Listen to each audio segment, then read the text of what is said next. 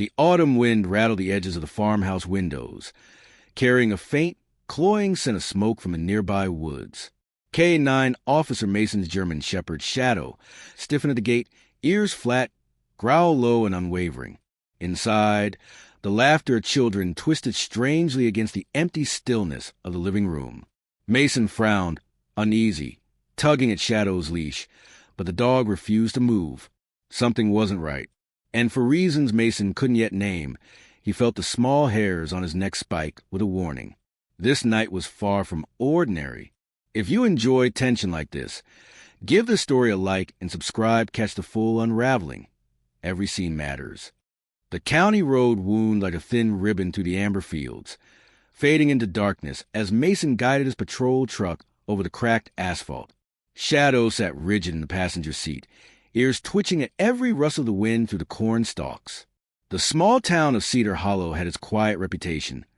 Crime was rare, and neighbors trusted neighbors, but something about tonight made Mason's gut nod in a way years on the force rarely allowed. He slowed as he approached the peeling white farmhouse at the bend in the road. The porch light flickered, barely cutting through the night, casting long shadows across the yard where a swing moved gently, though no one seemed near it. A woman's voice, high-pitched and careful, called out as he parked, "Officer Mason, thank goodness you're here. I think something's wrong." Mason's eyes scanned the figure by the door. She was petite, thin-framed, with a mop of unruly auburn hair that fell over her face. Her fingers fidgeted with the strap of her handbag, knuckles white. "Calm down, Mrs. Hawthorne," Mason said, keeping his tone even. Shadow's growl rumbled low in his chest, vibrating through the cab. "Tell me what's happening." The woman's gaze flicked toward the house, then back to Mason, her voice dropping. "It's the babysitter. I don't know. She seemed strange today. And the kids, they've been quiet for hours. Too quiet." Shadow's ears went flat. Mason's own heart skipped. Too quiet wasn't just an absence of sound. It was a warning. Mason followed Mrs. Hawthorne to the front door. It opened with a creak that made Shadow flinch.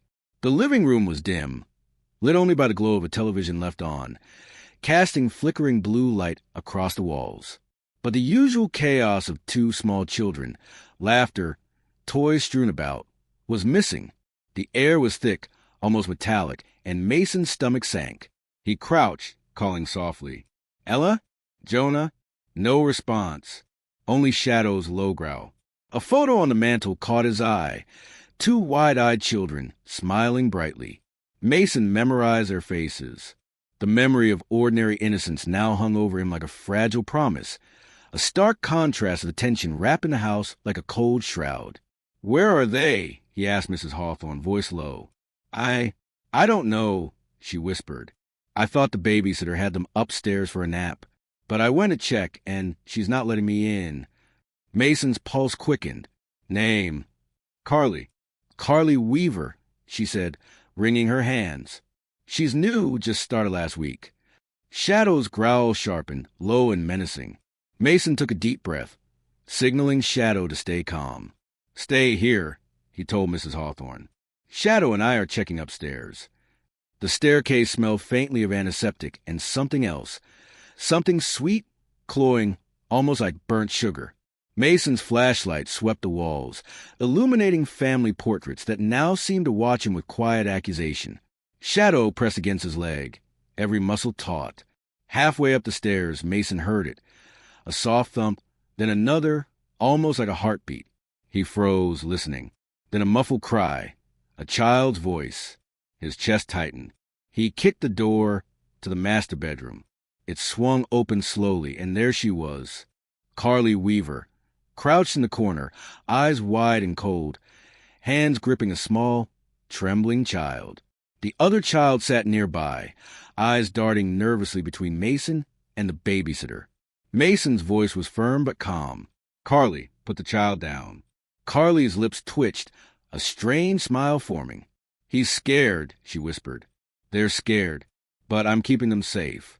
Don't you see?" Shadow barked, sharp and angry. The children flinched, pressing closer together. Mason stepped forward, keeping his tone steady. "No, Carly, you're not keeping them safe. Step away. Carly hesitated, eyes darting to the door, then back to Mason. They need to understand. The world is dangerous. You can't just hide them in a bubble. I'm teaching them the truth. The older child, Jonah, whispered, "Mommy, why is she hurting us?" His small voice cracked, and Mason's heart lurched. Mrs. Hawthorne appeared at the top of the stairs, face pale. "Carly, what are you doing? Let go of them." Carly's gaze flicked to her employer, then back to Mason. Her breathing was shallow, rapid. I thought they needed to be disciplined, protective from everything." Her words stumbled, jagged and broken. Mason didn't wait. "Shadow." The dog lunged forward, barking furiously, teeth bared. Carly shrieked, letting go of the children and stumbling backward into the corner. Jonah and Ella ran into their mother's arms, sobbing. Mason kept his flashlight trained on Carly, noticing for first time the small knife tucked into her boot. His pulse hammered in his ears. "Carly Weaver," Mason said quietly, each word deliberate. "You're under arrest for child endangerment and assault. Stay where you are." Carly laughed softly, a chilling, broken sound.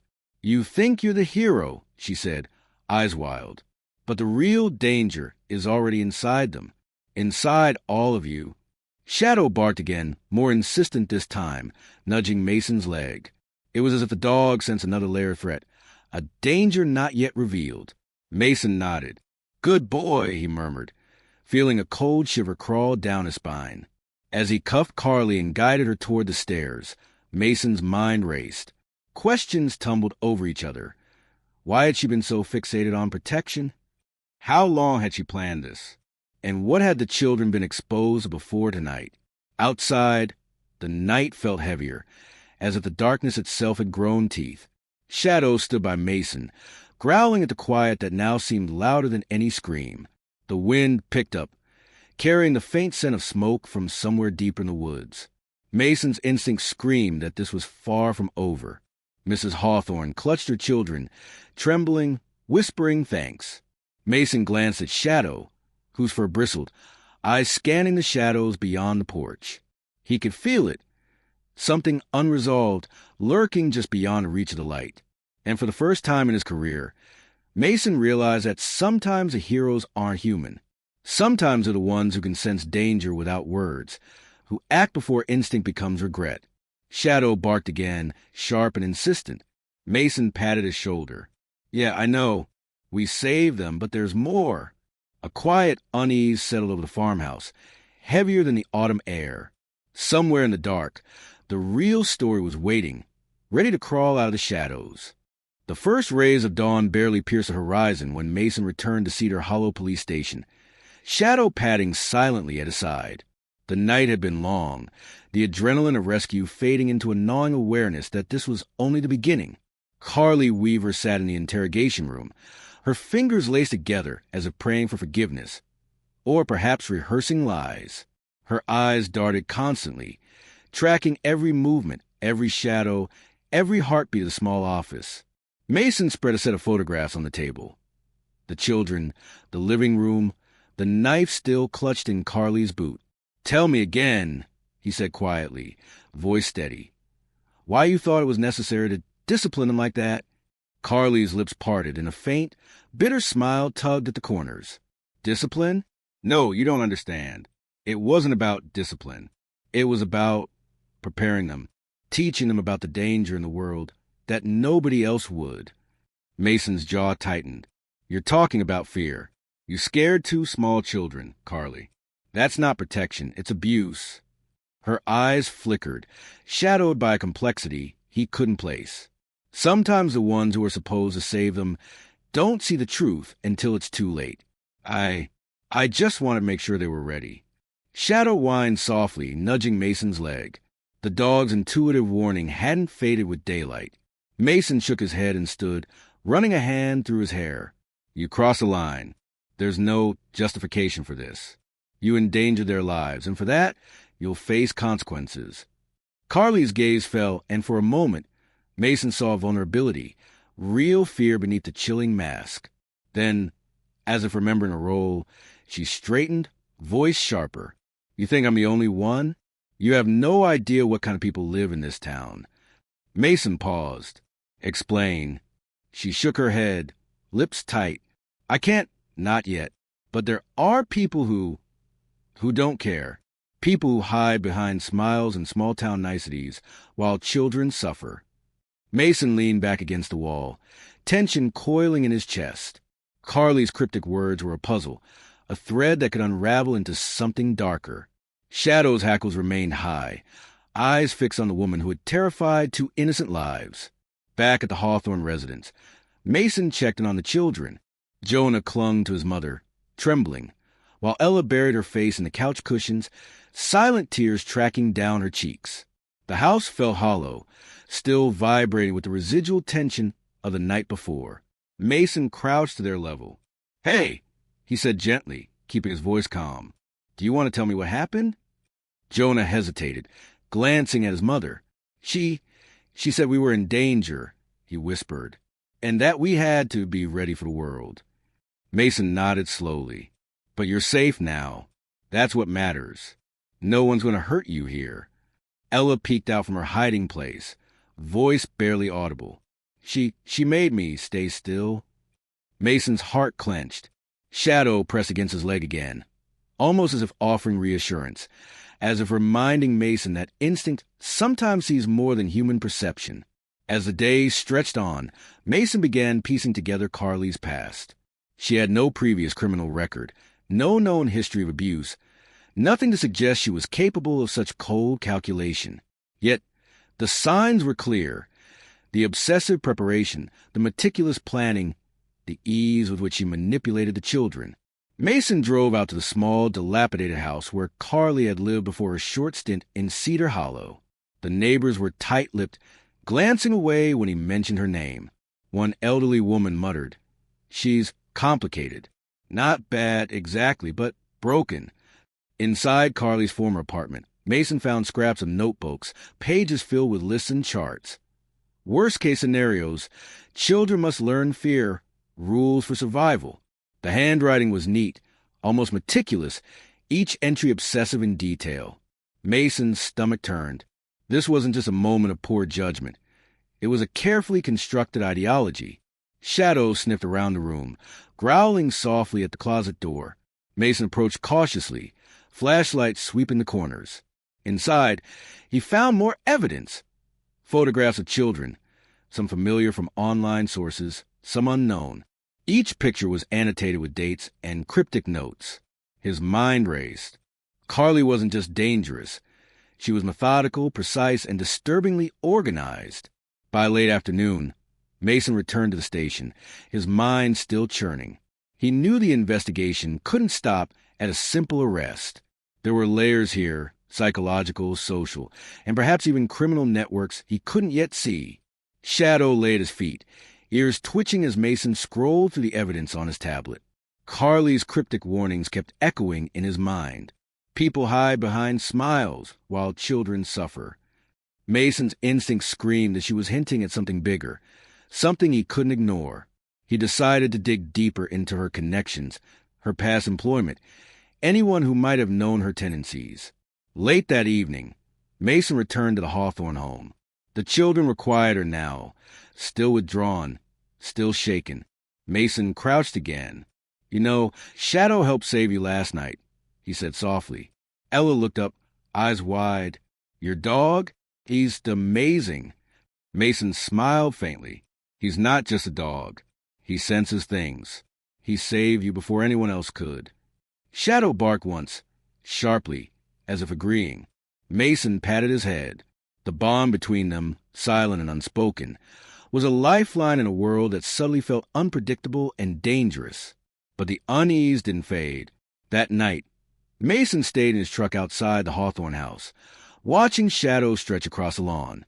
The wind carried whispers in the cornfields, hints of movement, signs that danger lingered nearby. Shadow remained alert, growling at the darkness as Mason ran through contingencies in his mind. He realized something chilling. Carly might have been the tip of the iceberg, and if her warnings were true, the children, and perhaps others, might not be entirely safe until the full story came to light. Mason leaned back in his seat, Shadow's warm body pressed against him. In the quiet tension of Cedar Hollow's night, he made a silent vow. He would uncover every hidden threat, every buried secret, and ensure that no child would suffer because someone ignored the shadows. But even as he made the vow, a small, gnawing voice whispered inside him, the one Shadow had always heard first. The danger wasn't gone. It had only shifted, hiding in plain sight, waiting for the right moment to strike again. The wind carried a brittle chill as Mason and Shadow approached the abandoned warehouse at the edge of Cedar Hollow. The night was deep, thick with fog curling around the skeletal remains of metal beams and broken windows. Shadow's growl sliced through quiet, his body taut, every sense alert. Mason's heart thumped in time with the dog's movements. Instinct screamed that what they were about to uncover would fracture everything he thought he knew about the town, and about Carly. Inside, the warehouse smelled of damp wood and rusted metal. Flashlight beams danced across graffiti-streaked walls, revealing abandoned crates, splintered furniture, and shadow corners. Mason's pulse quickened. Somewhere inside, he knew the truth awaited. A soft whimper echoed from behind a stack of crates. Mason froze, signaling Shadow to stay low. Together, they crept forward, each step calculated, silent. Then from the darkness, a child's voice called softly, "Mason?" Shadow lunged forward, barking, and from behind the crates emerged Jonah and Ella, eyes wide, cheeks streaked with tears. Relief washed over Mason, but it was short-lived. From deeper in the warehouse, another presence shifted, a figure cloaked in shadow. Carly stepped forward, her auburn hair catching the pale beam of Mason's flashlight. Her eyes were sharp, calculating, yet edged with panic. "You shouldn't be here," she said, voice trembling yet firm. They needed to learn. I was keeping them safe from the people who hurt them." Mason's jaw tightened. "Carly, it's over. Nobody's going to hurt them. But we need to know the truth. Who are you protecting them from?" Her face twisted with frustration. "You wouldn't understand. This town, people hide things. They do terrible things while everyone smiles. I saw it. I was trying to protect them before it was too late." Shadow growled, low and menacing, and Mason felt the dog's tension as a second, hidden threat emerged. Mason's eyes followed Shadow's gaze, catching a glint of metal behind a stack of crates. A knife, discarded, but with another shadow moving near it. Someone else had been watching. Mason's voice was sharp now. "Show yourself." From the corner emerged a tall man, face partially obscured, hands raised. Mason recognized him instantly. Mr. Hawthorne's neighbor, the quiet man who had always smiled too neatly at children. His smile faltered. I was just checking. I saw her behaving strangely. I thought I might help," he stammered. But Mason could sense the deeper tension, the unspoken secrets beneath his words. Shadow barked again, snapping the moment like a taut wire. Carly took advantage of the distraction and lunged to the children, but Mason reacted instantly, catching her arm. She struggled, eyes wild, and in the scuffle whispered, "They're not safe, not here, not anywhere." Jonah cried out, "Stop, please." Ella clung to her brother, terrified. Mason held Carly steady, breathing hard, realizing the full scope of her delusions. She had been trained to anticipate danger in ways most people couldn't see, and in her mind, everyone was a threat. As the tension peaked, Mason caught a flicker of movement from a neighbor, too deliberate, too cold. Before he could react, Shadow charged, knocking the man off balance. The man hit the floor with a grunt, giving Mason a clear line to pull the children safely behind him. The realization hit. Carly had been preparing them for a world of imagined threats, but there had been a real one all along. Shadow had sensed it, and his instincts had saved them. Mason cuffed Carly as backup arrived, the children clinging to their mother outside. The neighbor was restrained and questioned. It became clear he had been trying to manipulate the situation, feeding Carly's fears for his own dark purposes. Mason's mind spun. The babysitter's actions had been extreme, but in a twisted, grim way. They had actually prevented a real harm. Later, in the quiet of the station, Mason sat with the children, letting them draw pictures to process the night's events. Shadow lay at their feet, calm now, his presence grounding.